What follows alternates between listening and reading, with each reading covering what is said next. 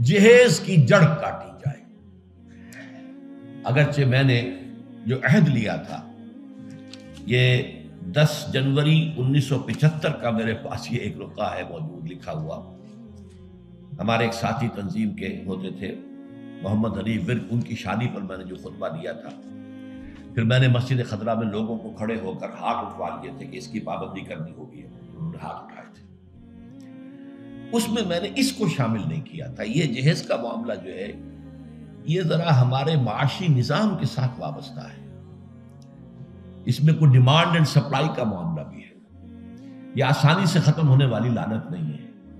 اس وقت ہم نے صرف ایک پابندی لگائی تھی کہ اس کی نمائش نہ ہو، بلکہ یہ ہے کہ آپ کو جو کچھ دینا ہے 2 دن پہلے بھیج دیجئے لڑکے والے کے، یا 2 دن بعد میں بھیج دیجئے.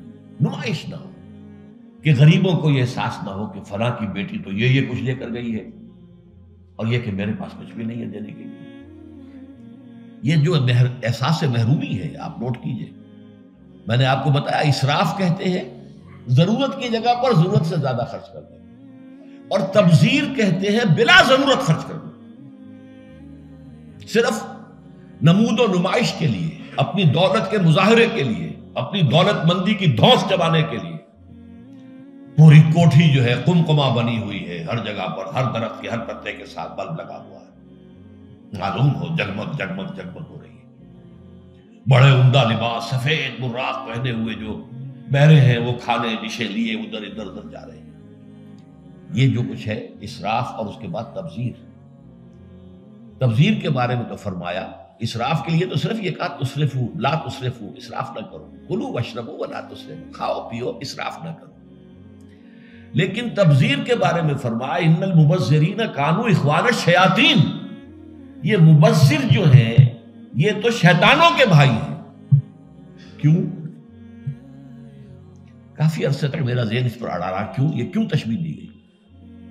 پھر بات کھلی سورہ مائدہ میں جا کر شراب کی حرمت کے ضمن میں الفاظ آئے انما یرید الشیطان ان یوقع بینکم العداوۃ والبغضاء فی الخمر والمیسر. یہ شیطان یہ چاہتا ہے مسلمانوں کہ تمہارے اندر آپس میں بغض اور دشمنی پیدا کر دے شراب کے ذریعے اور جوئے کے ذریعے. شیطان چاہتا یہی ہے. اس شیطان کا حربہ لوگوں کے دلوں کو پھاڑ دینا، کلاس کانشسنس پیدا کر دینا، محرومین اور مترفین کے علیحدہ طبقے ہو جائیں اور پھر لڑیں گے ٹکرائیں گے پھر. اور یہی کام اس میں ہے. جس گھر میں لڑکی کی شادی پر اس طریقے سے پیسہ جو ہے بہایا جا رہا ہے پانی کی طرح، وہاں کوئی شوفر بھی ہے، ان کا ڈرائیور، کوئی پہرے دار بھی ہے، کوئی خانسامہ بھی ہے، اس کی بیٹی بیٹھی ہوئی ہے، بوڑھی ہو رہی ہے، وہ ہاتھ پیلے نہیں کر سکتا. اس کے دل کے جذبات کیا ہوں گے اس وقت؟ کیا یہ اور میں بھائی ہیں آپس میں؟ انما المومنون اخوۃ. یہ واز کہنے کی بات ہے، یہ سب ڈھکوسلے ہیں. انما المومنون اخوۃ، یہ ہم بھائی ہیں. میری بیٹی بوڑھی ہو رہی ہے، ہاتھ پیلے نہیں کر سکتا، اور ان کے ہاں دولت جو ہے وہ پانی کی طرح بہ رہی ہے. یہ دل پھٹ گئے کہ نہیں؟ یہ طبقاتی شعور ابھرا کہ نہیں؟ ان یوقع بینکم العداوۃ والبغضاء فی الخمر والمیسر، عداوت اور بغض اور دشمنی پیدا کر دیں گے. بہرحال 5ویں چیز میں عرض کر رہا تھا جہیز. اس زمن میں چونکہ ایک بہت بڑا مغالطہ ہمارے ہاں لوگوں نے پیدا کر دیا ہے. حضرت فاطمہ رضی اللہ تعالی عنہا کے جہیز کا ذکر کر دیا. اسلام میں قطعاً کسی جہیز کا کوئی تصور نہیں. جو میں کہہ چکا ہوں فلسفہ یہ ہے لڑکی والے پر کوئی 1 پیسے کا بوجھ نہیں آنا چاہیے. حضرت فاطمہ کے جہیز کا معاملہ کیا تھا کہ ان کی شادی اس اعتبار سے یونیک تھی کہ لڑکی کے والد حضور اور لڑکے کے ولی حضور. حضرت علی کا اور کون تھا وہاں؟ اب حضور نے پوچھا علی تمہارے پاس کچھ ہے مہر دینے کو؟ مہر تو دینا ہوگا نا، مہر تو لازم ہے. انہوں نے صاف ہاتھ چھاڑ دیے اپنے کہ میرے پاس تو کچھ بھی نہیں ہے. تو فقراء صحابہ میں سے تھے، جیسا کہ میں نے آپ کو بتایا ابھی، ان کے پاس تو کوئی گھر بھی نہیں تھا، حجرہ بھی ایک انصاری صحابی نے انہیں دیا ہے کہ یہاں آپ اپنی بیوی کو رخصت کرا کے لیں۔ کہ میرے پاس تو کچھ نہیں۔ فرمایا تمہارے پاس ایک زرہ ہوتی تھی کہ جی ہاں زرہ تو ہے۔ انہوں نے کہا اصل میں سمجھا کہ زرہ تو ایک ہتھیار ہے، جہاد کے لیے ہے، وہ کوئی دولت تو نہیں ہے۔ آپ نے فرمایا جاؤ اسے بیچو یا گروی رکھو، قرض لے کے آؤ، لیکن مہر تو دینا۔ وہ گئے اپنی زرہ لے کر بازار میں آواز لگائی، حضرت عثمان نے خرید لیا 30 دینار یا درہم جو بھی ہے، اس میں رقم کا میں یقین سے نہیں کہہ سکتا، اور بعد میں پھر واپس کر دی۔ اس وقت اگر ویسے ہی دیتے 30 دینار یا 30 درہم تو حضرت علی کی جو غیرت ہے خودی ہے اس پر بوجھ پڑتا کہ اس نے مجھے خیرات دی ہے۔ اس وقت تو خرید لی تاکہ کوئی بوجھ نہ ہو، میں نے زرہ بیچی ہے، پیسے لیے، بعد میں واپس کر دی ہدیۃً، یہ آپ کی زرہ واپس۔ وہ لا کے حضور کے سامنے پیسے رکھ دیے گئے۔ حضور نے کچھ تو گھر کے اندر بھجوائے کہ فاطمہ کے لیے وہ خوشبو کو تیاری، کوئی اچھے کپڑے کو بنائے، اور باقی سے وہ سامان بنا دیا۔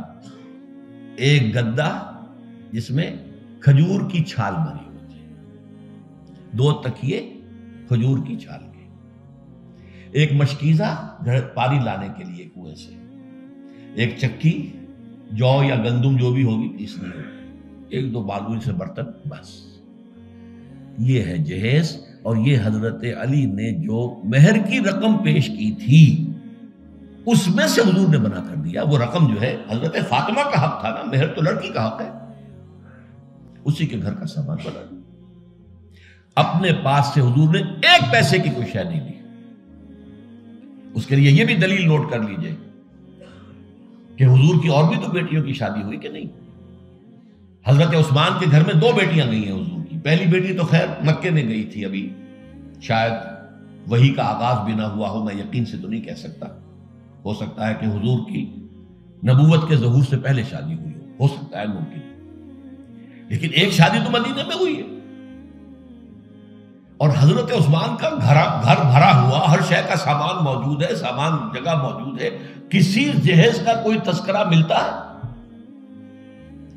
تو یہ جہیز نہیں تھا، یہ خالص ہندوانہ تصور ہے۔ اور اس کی وجہ کیا ہے؟ وجہ یہ ہے کہ ہندوؤں میں لڑکی جو ہے، بیٹی جو ہے، وہ وارث نہیں ہے، اسے وراثت میں کوئی حصہ نہیں ملتا، لہذا جب اسے گھر سے رخصت کر رہے ہیں تو وہ دان دہیج، یعنی یہ ایک خیرات ہے جو دے رہے ہیں، لڑکی کا حق کوئی نہیں ہے۔ بلکہ راجپوتوں وغیرہ میں تو ہندوؤں کے اندر آپ کو معلوم ہونا چاہیے، لڑکا بھی صرف بڑا لڑکا وارث ہوتا تھا تاکہ زمین کے ٹکڑے نہ ہوں۔ 10 مربع ہیں تو 10 مربع ہی جائیں گے، چھوٹے بھائی بھی اس کے کمی کاری ہوتے تھے، بس ان کا کوئی حق نہیں۔ یہ اس اپنی فیوڈلزم کو برقرار رکھنے کے لیے، ورنہ 10-12 بچے ہو گئے، تقسیم ہو گیا تو فیوڈلزم تو ختم ہوا پھر۔ ہندوؤں کے ہاں تو یہاں تھا کہ لڑکی کا تو خود سوال ہی پیدا نہیں ہوتا کہ اس کا کوئی حق ہو، تو اسلام نے حق دیا ہے، لیکن یہ ہے کہ اس کا حق ہے، باپ فوت ہوگا اس کی وراثت میں سے حصہ اسے ملے گا، مما قل منہ او کثر، چاہے زیادہ ہو چاہے کم ہو، فریضۃ من اللہ، اللہ کی طرف سے فرض ہے، یہ لازم ہے۔ ماں فوت ہوگی، ماں کے اگر کوئی ہے وراثت ہے، اس میں سے بیٹوں کو بھی، بیٹی کو بھی حصہ ملے گا۔ لہذا یہ ہندوانہ تصور جو جہیز کا ہے، ویسے تو یہ کہ سرکاری سطح پر تو اگر اس کی کوئی مہم چلے اور محنت ہو اور جدوجہد ہو تو اس کی جڑ کاٹی جا سکتی ہے، لیکن بہرحال ہم نے جو عہد لیا تھا اور جس پر کہ ہم نے پابندی کرائی ہے وہ یہ ہے کہ کم سے کم اس کی نمائش نہ ہو، دکھایا نہ جائے، تاکہ یہ کہ وہ کچھ محرومی کا تصور جو ہے لوگوں کے اندر پیدا نہ ہو۔ رب رب کر دے بڈھے ہو گئے اتے ملا پنڈت سارے، رب دا کھوج کھرا نہ لبا اتے نہ کیتے بئی نظارے۔